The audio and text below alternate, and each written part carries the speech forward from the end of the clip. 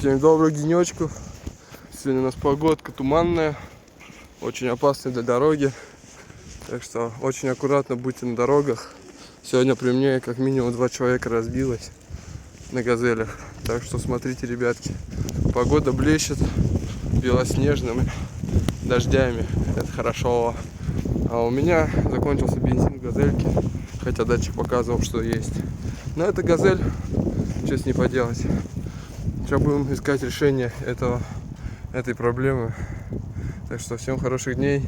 Следите за бензином.